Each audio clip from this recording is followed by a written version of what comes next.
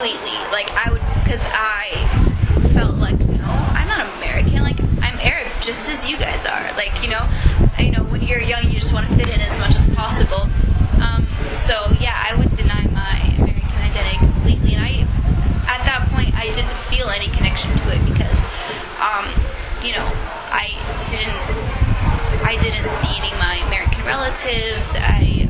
Except my grandma from my dad's side, but she didn't feel American because she, knows the culture, she behaves in the culture, so she didn't feel like, American, So yeah, so I had no connection to my American culture. In my mind, American meant like Christians, Christmas, whatever, So as a child, like I didn't feel like I was part of that culture, so that's why I completely just distanced myself from it.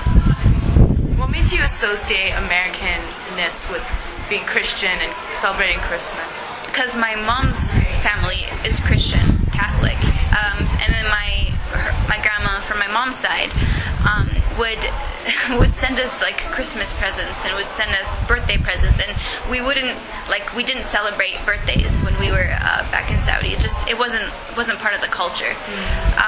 So that's why anything I got from my grandma, I just felt like that was kind of not part of me. So everything that was coming from her was from a Christian-based side, from like her culture and not mine. So that's why I was like, well, these two things are very different.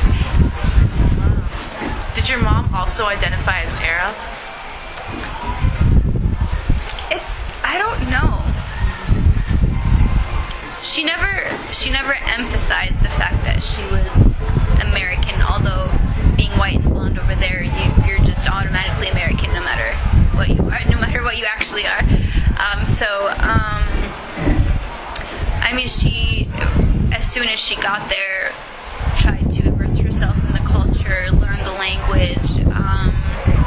So I never viewed her as like American. I just viewed her as some kind of mixture of something. Yeah. And then your dad's mom as well? Was that the same kind of situation? Right, because she cooked Arabic food, she spoke Arabic, she used our terminology, so yeah, whereas like my other grandma wasn't connected to that at all, and she didn't know anything about it, so that's why I felt like, okay, she's American and she's not exactly. Your other grandma, your maternal grandma, who sent you Christmas presents Right. for American. Gotcha. Yeah. Gotcha. And so you mentioned your mom was white and blonde. Was your dad's mom also white and blonde? White, but brunette. Yeah. Do you see yourself as white? I see myself as white, but I don't like it when people call me white. Like, I don't know. It's just like I feel like I'm not this or that. So when people call me white or people call me Arab, like I'm not either of those things. I'm a mixture of both. So I don't identify completely with just one. So when somebody calls me white, I'm like, yeah, I guess my skin color is white, but I don't identify as just being white. Yeah. So you like to identify as Arab American. Mm-hmm. What do you fill out when they're asked, like, check race on boxes at the doctor's office or government forms? That's always an interesting one. So basically, I look at it and I think of it, what's going to benefit me. So if I'm filling out a school application like college, I want to be more diverse in their eyes. So I would say other and then write Arab American. But if I'm applying to a job, I'm like, I don't want them to think that I'm different. So I check off white. So it depends on where I'm at, what will it to me benefit me, because I don't want to get the discrimination part of it. So yeah. So in a college setting where they value diversity, right? If you just write white, then you wouldn't stick out, or you wouldn't, right? Yeah. Stick out in a positive way. Gotcha. Right. But then for jobs, if you do write Arab American, I'm afraid that they're going to view that as, oh, do we really want that? Like, especially with what's going on nowadays. So, like ISIS and 9/11. Yeah. when 9/11 happened? How old were you? No, that sounded very interrogating. Where were you? No, I actually remember it very well. I was 6 years old. We were in Saudi Arabia, and I was at a friend's or the neighbor's house, and we were playing, and we came inside for like a drink of water or something, and I look at the TV, and I just remember that image of like the two buildings burning, and I was like confused. I didn't know what it was, and then I went home, and my parents had the same thing on television. I'm like, what's that? So yeah, I do remember it, but yeah, it didn't impact me back then because I lived in Saudi Arabia, so it didn't like change my life. It didn't, anything like that. What was their response when you asked them what was that? Do you remember? I tried to think back on that, and I'm not sure. But I think it was something along the lines of, like people that claim that they're Muslim did this, but we don't believe that we should be going and hurting people for the sake of, like, in the name of our religion, because that's not what we're taught.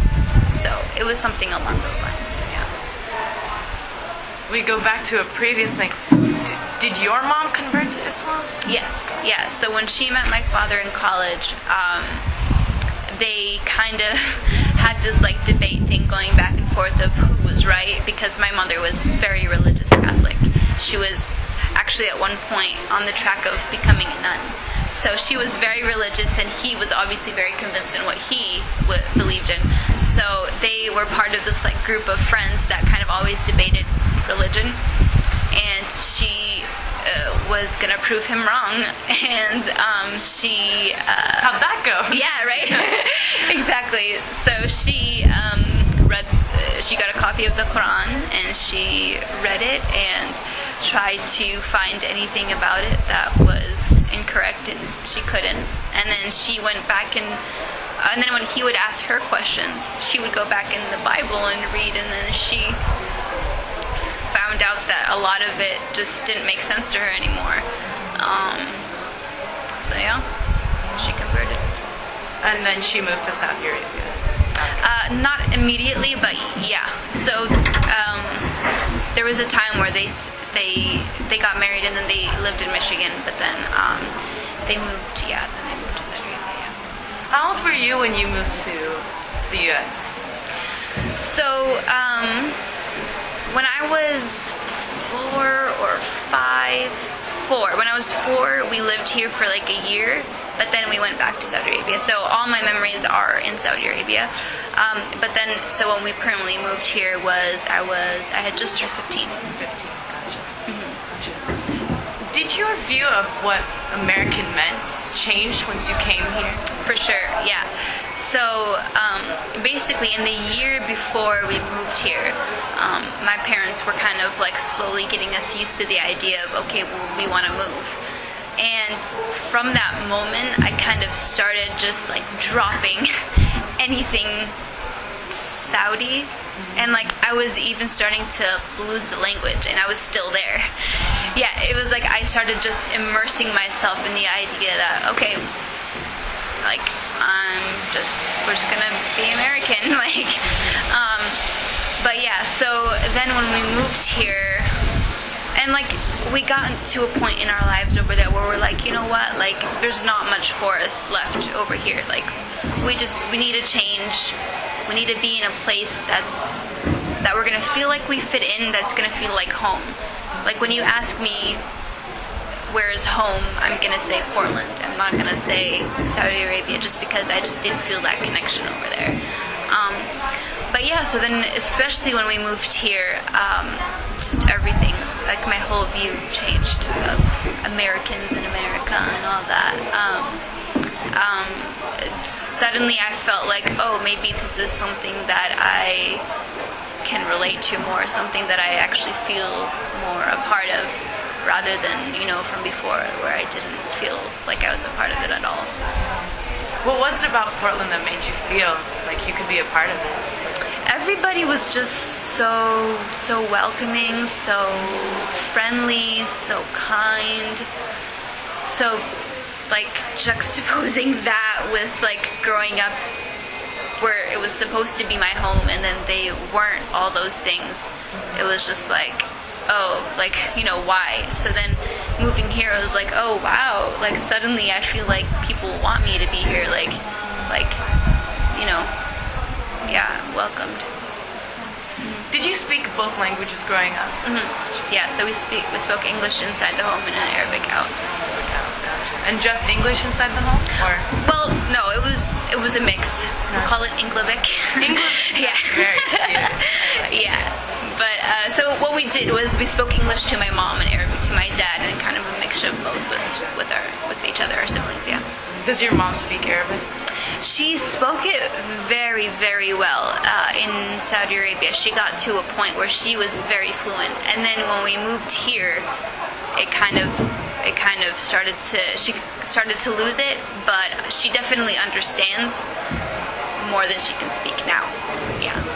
And back there, even though she spoke Arabic, you would speak English To her, yeah. How come? Well, because she wanted to teach us the language. Gotcha. Keep the language, yeah. What kind of community did you move into when you came to Portland? Like, what did you move into a Muslim community, like a large amount of Muslims around you, or? No, we just moved into an area we didn't like. It was funny because we didn't even have like a place that we knew that. Like, we knew we had a place to live in when we got here. Like, we didn't have that. Like, we moved here, we went to a hotel, and my parents were, like, on a search to find us a place to live. Wow. Yeah. Yeah, so we didn't know where the Muslims were. We didn't know kind of, like, the area. We just found a place that we loved, and then somehow it was close to the Islamic school. Like, it was 10 minutes away, and we're like, okay, alhamdulillah, like, that's good. So yeah, that's like, my mom had looked up Islamic schools back in Saudi, so she had already like had that place in mind. So then when we moved here, she went to the place or to the school, and we decided that it was a good fit for me. And then my brothers went to public school for a year because my younger brothers were young enough where it didn't matter too much. Plus they fit in because they don't look different. One is blonde and the other is a brunette, but like they have lighter skin, so like it doesn't, like, they don't stick out. Lighter skin than you? Same, yeah. Gotcha. What makes you stick out and them not stick out? The hijab. Hijab. Probably. Is that why your mom wanted to make sure you went to the Islamic school? Yeah, and I was more comfortable with that too. I didn't really want to go to public school. I was actually terrified of the idea. I didn't want to do that at all. Like, I love the idea of an American high school, you know how it is in like movies and stuff like that. Like, the idea of it is cool, but then me being in that environment, I thought was not going to be fun, because I was like, okay, so this is going to be a whole thing all over again of me not fitting in and sticking out and all that. So I definitely wanted to go to the Islamic school. So in Saudi Arabia, the sticking out was because they saw you as American. Gotcha. And then here it's the opposite. Yeah. Gotcha. Because they saw you as Arab. As Arab, yeah. Gotcha. And why do you think they saw you as Arab? Is it because of the scarf? Yeah, that's why it's funny to me that my Muslim Arab friends view me as white, and white people view me as Arab. It's because of either the skin color or the scarf. So other Muslim Arab friends of yours, they don't even view you as sort of Arab, or? I mean, they do, but just not as Arab as they are. Yeah. And do you agree with that verdict, or how does that make you feel? I don't care too much about that. Like, it doesn't bother me, because even though, like, I feel like we're probably the same thing, because they were born and raised here, and I was born and raised over there, but we both have both mentalities and both cultures and both ideas. So I feel like we're all the same, but they just view me as white because I have an American mom, whereas they have Arab parents. So in that way, their household is different than my household. They have an Arab household, I have a mixed household. So in that way, like, I understand that part, and it doesn't bother me. So yeah. You mentioned that when you first came here, you were welcomed a lot. What made you fear that you wouldn't be welcomed when you went to public school if you were so welcomed when you first came? Well, because kids, Yeah. kids don't have that maturity to know that I'm just like you. They see something different, and then that's what sticks out to them. Had you heard something from other kids before making that decision? Nope. I just assumed. So, I mean, I could have gone to public school and it could have gone great, but just my assumption was that it wasn't going to be based on like past experiences. And then also, after 9/11 did happen, my parents would tell me like stories of their their friends that lived in America and how they would be treated or how they would be like persecuted and stuff like that. So prosecuted. So that kind of stuck in my mind that that Americans weren't that accepting of Muslims, but I didn't have my own experiences to back that up yet, so I didn't. I was just like going into in the unknown. I was like, I'm more comfortable with being with people that I know are gonna be more like me. Yeah. Their friends that were discriminated against in the U.S. Were they discriminated against because they were Muslim or Arab or Muslim? Yeah, because Gotcha. of after 9/11 and right? yeah. Gotcha. Was this mostly Muslim men or women that of the people that they would tell you about? I actually don't know. I just remember this one story that like stuck out and kind of like my parents kept following it. It was one of their friends, like their friend's brother, and he was imprisoned because he was Muslim and he had no connection to the 9/11 anything, and it was just because he was half Afghani and half American, so he had gone between the two countries, and then they just associated that with he's obviously a terrorist. So yeah, he was imprisoned for a large portion of his lifetime. And that's just kind of what stuck out to me. Like, think of America, Muslims, him. Yeah. It's scary. Sorry. In Saudi Arabia, you mentioned being like picked on because you were different, not just. And then your friends that are Arab also still see you as white sometimes, as different. Why did you think that you would not be seen as different when you went to this Islamic school? I assumed that there would be more mixed people there because they live in America. So I just assumed that I would find people that were also mixed. So I would also, I would be able to connect with them. Was your assumption correct? No. I don't think that. Let's see. Okay, there were a few mixed people there, but most of them were of one culture but they were raised here. So to me, that is mixed because you still have both cultures, both mentalities, both of everything, rather than being raised completely in a different country and then moving to another place. Yeah. What were the people that were mixed? What were they mixed with? There were, there was a family that was Arab American, but they didn't identify with their Arab part at all, so they just felt like they were American. And then there was, what else was there? And were they white American and Arab American? Like, Yeah. Half white, half Arab. Right. And they only associated with the American. Yeah, because I don't think their father was the Arab one, and I don't think he didn't pass down the culture, the language, like they didn't speak Arabic. They they had gone to this Islamic school since they were in kindergarten. So yeah, I think they just mostly identified with their American side. And then there were other mixes. I can't remember now, but yeah. And then the people that were from, in their eyes, one culture, Yeah. even though they grew up here too. What was that? What were those cultures that they were from? There were some Desi cultures, Arab, I think mostly, Somali, Ethiopian.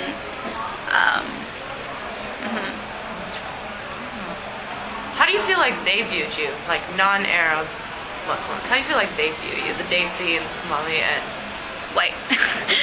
Islam? And these people that were mixed Arab American, that associate with their American side, how did they view you? I think everybody at the school viewed me as white because,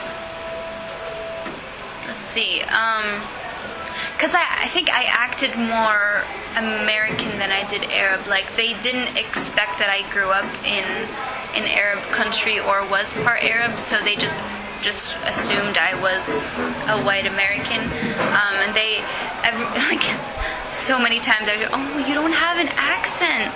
So that also just makes them think that I'm white. So, yeah.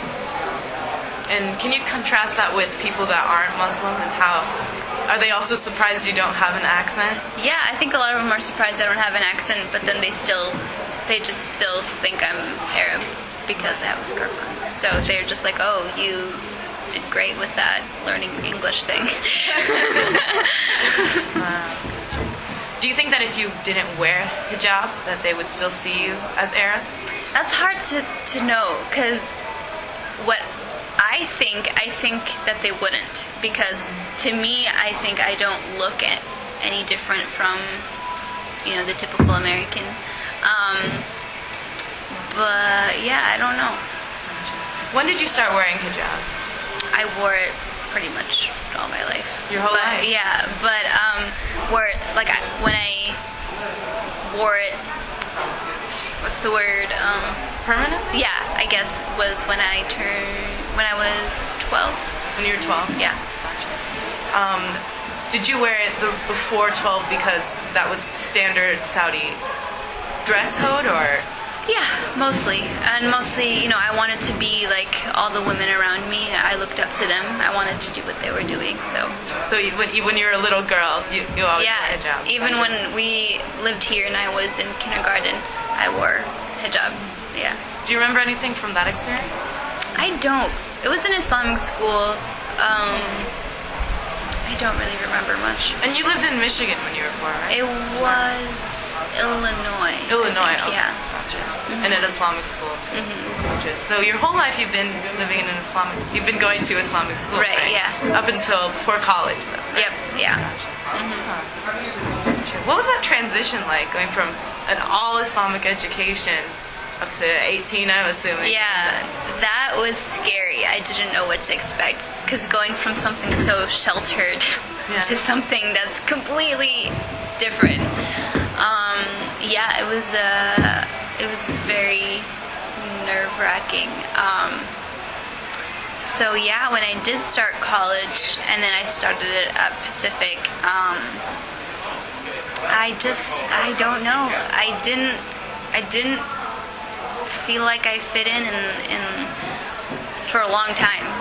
I didn't like it that much. Like, the education part of it was great. The classes, the professors, that was all great. And people didn't treat me any differently, so I can't say that either. I didn't get any looks, any comments. Like, people didn't do anything to make me feel like I didn't fit in. But I feel like I didn't fit in because I didn't see anybody around me that looked like me. So I was always the only one wearing a scarf in the classes. And then every time something about Muslims or something about terrorists or something about Arabs came up in the class, like, I would just like look down, and I felt like everybody was staring at me. Maybe they were, maybe they weren't, but I just felt like, okay, like, that's me, and that's probably what they're thinking. So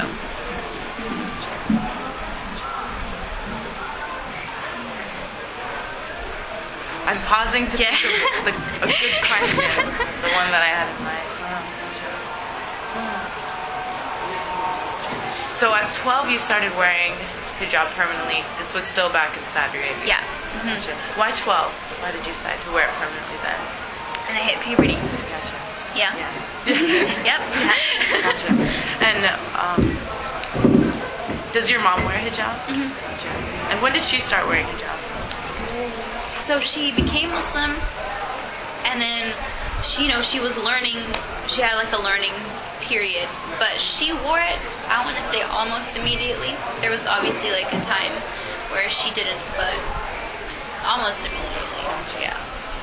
Did you want to start wearing it permanently because of you wanted to continue being like the women around you, or were there other reasons? I just felt like it was part of what I believed in, and if it was part of what I believed in, I wanted to do it. So my father kind of he raised us to just kind of love the religion, and he made it. He didn't make it seem heavy. He didn't make it seem like it was going to be something that was difficult. He just was like, this is just part of our lifestyle. That's how we live it. And growing up with that mentality just made it easy to do it. Like, I never thought twice about not doing it. It was just part of who I was. And then 3 years later, 15, you're here wearing hijab. And did that change being in a place where most people before school weren't hijabs, didn't wear the scarf? It changed not in the fact that I was ever thinking of not wearing it, but it changed in the fact that I was like, it became more difficult. Like growing up, it was never difficult. It was very easy. Everyone did it. But then coming here, I just felt so different.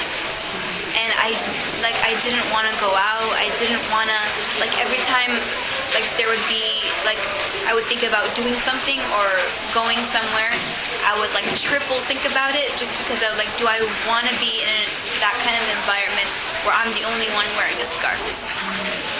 And, like, it stopped me from doing so many things just because I felt like I'm not going to be comfortable.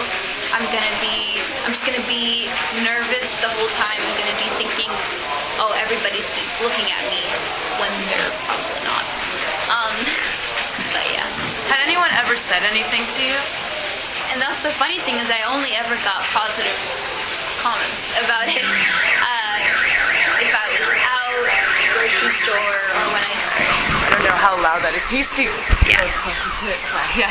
If I was out at the grocery store or out or like doing anything, I would only get comments like, "Oh my God, your scarf is so pretty," or "Oh, that color is pretty on you," or stuff like that. Like I never got any bad comments. But I still felt like they were looking at me because I had a scarf on. So. What do you think made you feel like you would be that they were looking at you in this negative way? Well, just because my perception of what they viewed me as, just after 9/11, I just thought, all Americans don't like Muslims. They probably just all view us as being terrorists. And yeah, so that's just what I thought they thought of me. Yeah, even if they didn't. But none of this made you ever want to take off your hijab, right? No, I never thought of that. No, I just, like, it was too much part of me to not do it. Yeah. What does it mean for you? What is it for you? For me, it's a symbol of just wanting to, I guess, please God. Because if I didn't do it to please God, I wouldn't be wearing it. Like, it would be much easier if I didn't, but just having that as my goal made me think, I won't not do it. Yeah.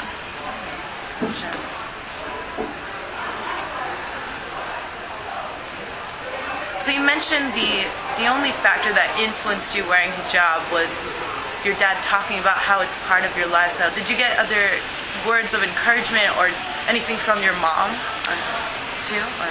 Well, the thing is, like, it wasn't something that they, like, sat me down and were like, oh, this is the hijab, this is why you should wear it, like, any of that. It was, like, I just grew up with it. So, and, like, especially because everybody around me did it, it wasn't something that I ever questioned. Like, I wouldn't, yeah, like, why would you question it if everybody's doing it, right?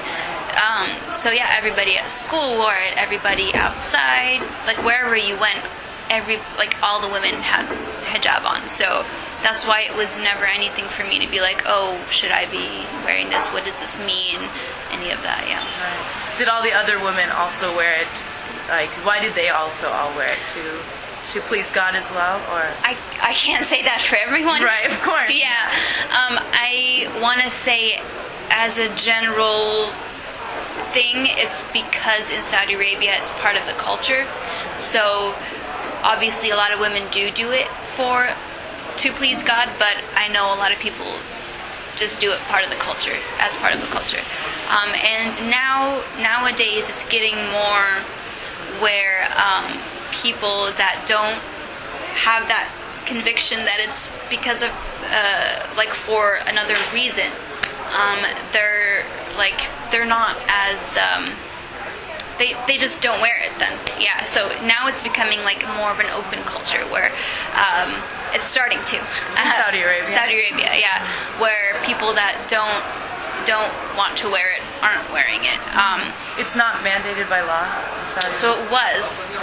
I don't know. No, you can't say mandated by law, like it's not in a law, but there were people that were enforcing it. So, but it wasn't connected to like legal law. I don't know how to say that, but people basically would. There was like a group of people that would kind of just make sure everyone is covered. You know what I mean? Like at the malls, for example. Like there were certain areas where people just wanted it like as part of the culture and tried to enforce it that way. So if you went to the malls, if you went to certain areas, there would be a group of people that would be walking around, and if they saw someone that wasn't covered the way they think that they should be covered, they would just kind of tell them, you need to go cover yourself up. But now, in the past, I think 5-6 years, that group is non-existent right now. So now people are just becoming more doing what they want to do, rather than what other people want to do. So you can walk in Saudi Arabia without wearing a scarf, without wearing hijab in Saudi Arabia? So it is still part of the culture that you wear like an abaya. Gotcha. But now there are people that like aren't wearing a scarf, you know.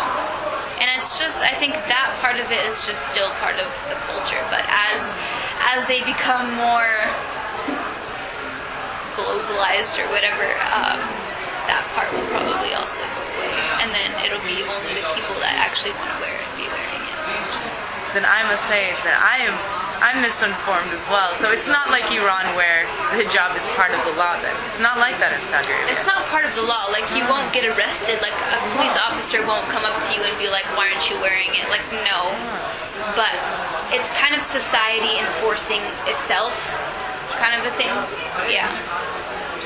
Do you feel that it's like a good or a bad thing that it's becoming more globalized and open and people do wear it if they want or not? I think it's a good thing, because why shouldn't you be wearing something that you don't want to be wearing, that you don't believe in? If you don't believe in it, then you shouldn't be doing it. Like, it's just as simple as that, I think. So I think from before, they thought that if they enforced it, people would be like, okay, yeah, this makes sense, but that's not how humans work. If somebody is forcing them to do something, they're just going to want to go the opposite way. So So yeah, I think people should be able to should have the freedom to do whatever they choose, whatever they believe. Yeah. Did you never felt a force, or did you? No. Did you feel a cultural pressure to it? No. No. No. And when you came here, did you feel, even though people didn't say anything negative to you, did you feel a cultural pressure to not wear hijab? Yeah. Yeah. Yeah. That was for sure. Yeah. Like I said, I never thought about taking it off, but the thought of me being in a place where other people aren't wearing it just really bothered me. Like I didn't like that at all. Like I was not comfortable. Yeah. So I take it you were happy to be able to go to Islamic. Right. Right. Even though it was sheltered, even though it was a small community, I didn't care as long as I was with people that looked like me, that did what I was doing. I was okay with that. Gotcha.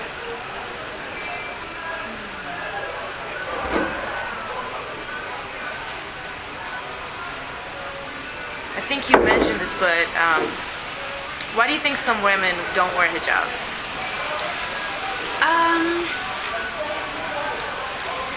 I don't know. I think maybe it's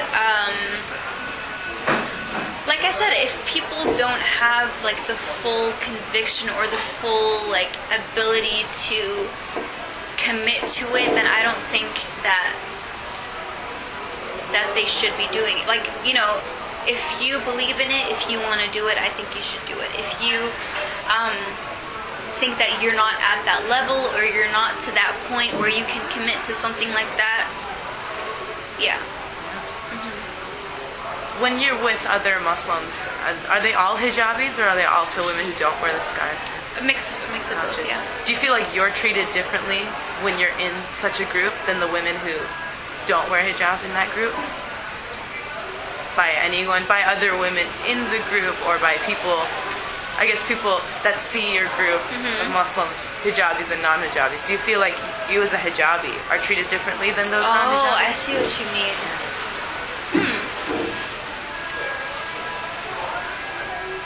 I don't know. I've never thought of that. I don't think so. No. Do you feel that people that don't wear hijab, do you think that they would be treated differently if they're not next to hijabis, just going through the world generally? I think they wouldn't be looked at twice. You know what I mean? They would just, and like, I don't think they would have to think about what kind of situations or environments they like, you know what I mean? They wouldn't fit into. Obviously, I don't know, but just thinking of like myself, that's always my process of thought when you want to go somewhere or want to do something. That's like always where my like thought process goes, is where will I be comfortable? Will I fit in? What will people think of me? And this is what I used to think, not anymore. Like I think up until a few years ago, I was like, this is just silly. Like I can't live my life thinking of what other people are just gonna be thinking of me. Like it just got to a point where I was like, you know what?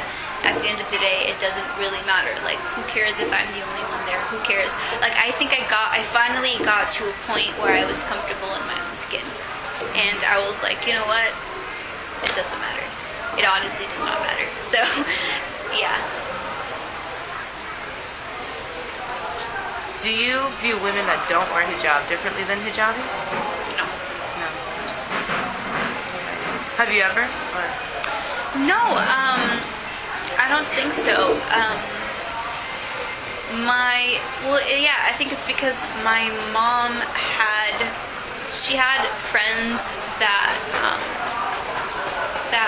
I mean, I guess everybody wore it, right? But she had friends that like weren't as committed to it as others, or also because of my mom's family being non-Muslim, and then my grandma also. Like I had a lot of other kind of influences too, so I was never my family was not one to raise me to think, oh, they're bad or they're different. It's like everybody's to each their own kind of a thing. Yeah.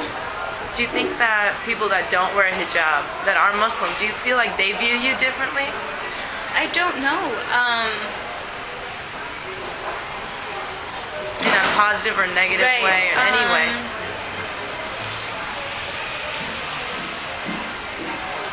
That's a good question. I don't really know.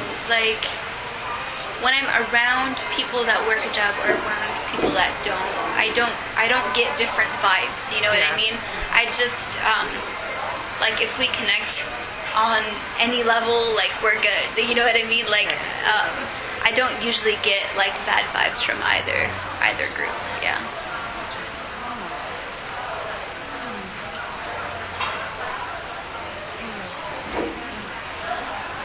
I believe I already asked you this. So you mentioned that you haven't received any dumb questions or offensive comments. Is that correct? Or Right, yeah. I think for the most part, I definitely did not receive any negative comments. I do receive questions. And to me, I don't view them as stupid questions. I know a lot of people do, but I don't like to look at it that way. I think that if they're asking you, they truly want to know. Like, that's why they're asking you a question, because they don't know. And when they take that step to ask you that, they're trying to understand you. They're trying to understand where you're coming from. So I don't like to view it as a dumb question, because I'm always happy when people do ask me questions, and I tell them that I'm like, I appreciate it. Please ask me more if you want to. Like, I'll answer anything you want. Like, I want this to be an open dialogue. I don't want you to think, oh, she does, you know what I mean? Like, look at me as something different. Like, we can have an open conversation. based on your answers, I'm not sure how to ask this question, but do you feel that people see you as like Muslim first and then as Arab American, or your racial and ethnic identity, whether they see it as white or Arab? Do you think they see the Muslim first and then those? For sure. Yeah. For sure, yeah. Sure. And how does that make you feel? Does that impact you in any way? I think if it's in a negative way, I don't like it. But if it doesn't bother me that people see me as Muslim first, because obviously I wear a scarf and that's what it projects, right? So that part doesn't bother me. The only thing I just always have to keep in mind is that people do view me as Muslim, so I better be on my top behavior. I have to always make it a point to myself, even if I'm in a bad mood, even if I'm tired, to always smile at people and always be positive and all that, even if I don't want to be, just because people are going to view that in a certain way. If I'm negative or if I'm just having a bad day, people are going to be like, oh yeah, Muslims are horrible people. They're just never happy. They're this or that, you know? So in that aspect, I always have to keep it in the back of my mind. But in other aspects, no, it doesn't bother me. Yeah. Is that kind of a pressure, or do you feel kind of happy to feel like the face of a Muslim that they see? Yeah. I think it... I'm not gonna lie, it is a pressure, but I think it's a good pressure. Because having that makes me kind of check myself. And I do want to be a good person. I do want to be a good Muslim. So if that is going to help me do that, then sure, So, and I think it has helped me do that. So it is a pressure, and it's something I constantly think about. But I don't think it's not a bad thing. Except when people, this one time, I was at a restaurant, just being myself, laughing, smiling, and then this lady comes up to me and she's like, I want to congratulate you. And I was like, oh, on what? I don't know you. And she's like, oh, because you're the first Muslim. Oh no, she was like, oh, you're Muslim, right? And I was like, yeah. And she was like, you're the first Muslim woman I've seen that's been smiling and laughing. She was like, every other Muslim woman I've seen has been miserable or looks miserable. I was like, that bothered me. I was like, oh, cool. Like, how do you respond to that?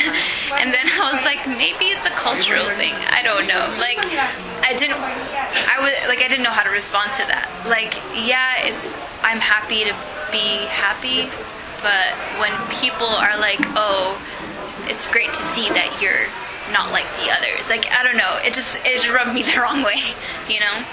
Yeah. When you said cultural thing, did you mean whose culture were you referring to? I was trying to like not give this woman, I don't know, like I didn't want to just stop there and be like, oh, thank you. Like I didn't want her to think, yeah, other women are miserable and oppressed. Like I wanted to give her some kind of reason, you know what I mean? Oh, you told her it's probably a cultural thing. Like I didn't, right. It's their culture to not. Right, so then I said I was raised more American and to show my emotions. That's what I said. Like I didn't want her to be like, yeah, other Muslims are oppressed. There are miserable. Like they're not. But maybe they just don't show it to you because who are you? You know? Yeah. What was this woman? Was she wasn't Muslim? No, she was an elderly white woman. Yes. Do you wish she'd gotten the opportunity to meet other Muslims and see that's not the way it is? I guess she just, I don't know. I don't know who she, like where she hangs out. Gotcha. Do you think the media has any influence on the way that she saw Muslims? Or? Yeah, for sure. I think if any Muslim is in the media, they are either violent or sad or, you know what I mean? When do you ever see in the media some person, Muslim, that is laughing and doing something that is cool and like, you know what I mean? You're not going to see that. The only time they want to put a Muslim in the media is if they're bad. You know what I mean? So I don't blame her for that, but I just like, it bothered me because I want to change that. Like I don't want her or anyone else to just have this idea of Muslims, because there are so many around the world, and I'm sure that not every single one of them is miserable and sad. So, yeah. You being an example. Right. Do you think that it's the media portrayal of Muslims that also makes you feel that maybe you'll be judged by others, and maybe they'll see you in a negative light and not want it to go places back in the day? Yeah. For sure. And yeah, that is part of also why I have this thing in the back of my mind, is to always like kind of, I have to be this positive person, because of that. Whatever I'm doing, like if I'm somewhere and I put my hand in my pocket, I think, oh, are they gonna think that I'm gonna pull something out? Like I immediately take it out. Like I have to think twice about every single thing I do, just in case they think I'm doing something else, and I don't want that. So yeah, I have to just kind of keep that in the back of my mind. Yeah. Do you ever feel fear violence towards you because like fear for your threat of do you feel like you'll get your physical safety is at risk because you are outwardly Muslim? I think in my everyday life, no, but that also kind of depends on where I am and what situation and environment I'm in. So it depends, but I would say on the most part, no. Trying to think. Yeah, I don't know. I think I had one last question. Oh yeah. How do you think your life would be different if you didn't wear hijab? And start with, how would your family feel if you didn't wear hijab? If I didn't wear hijab, my family would definitely be disappointed, I think, just because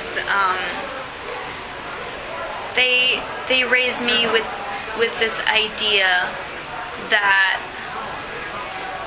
like I said, it's a lifestyle. So it's not just like something you do in part of your life and then not in the rest, kind of a thing. So I think they would just be disappointed that I made that choice, but they wouldn't go as far as, I don't know, like forcing me or do this or do that. Because I am older, I can make my own decisions. They know that, they acknowledge that. But I just think they would be disappointed. Yeah. But they wouldn't like disavow you or anything. Like, No. or not disavow. Yeah, I don't think so. Whatever that word is. Yeah. They wouldn't Disown you. disown you. Yeah. And I think they wouldn't because my mother was in that situation, but the opposite. When my mom converted and started wearing the hijab, her family disowned her. And she was not in contact with her family for so long. And still is not in contact with her brothers. So that really hurt her. That really was a big part of her life that was that really affected her. So I know, especially from that she wouldn't do that to me. So they'd eventually at least accept your decision and be Right. Gotcha. And then how about your friend group? How do you think they would treat you differently if you were? You know, I don't think they would treat me differently. And especially because going back to, like, I have such a diverse friend group. Just from that fact alone, since I do have a diverse friend group, I already know that they accept different things. So, and the group of friends that I do have is very, very supportive, they're a good group of friends, you know. So that's why I don't think it would change their view or perception of me. What about the larger like Muslim community or like the mosque or any Islamic places that you? I think that would definitely change. For me, like, I think they would definitely view me as different. I think they would be disappointed. I don't think I would be received well. I don't know, but I definitely think that would be a different interaction than it is now. And the larger American community? I don't think that would change. If anything, I would just feel like I'm not different than anyone, and they don't know that I'm any different than them because I don't look any different. But is that like, desire to not disappoint them, is that a motivation in you wearing hijab at all, or knowing that if you took it off you would disappoint your family or the Muslim community? Does that impact you in any way? no. No. Yeah, I don't even think about that. Hijab for you is It's just is for for me. God. Yeah, exactly. Yeah, I'm not doing it for anyone else.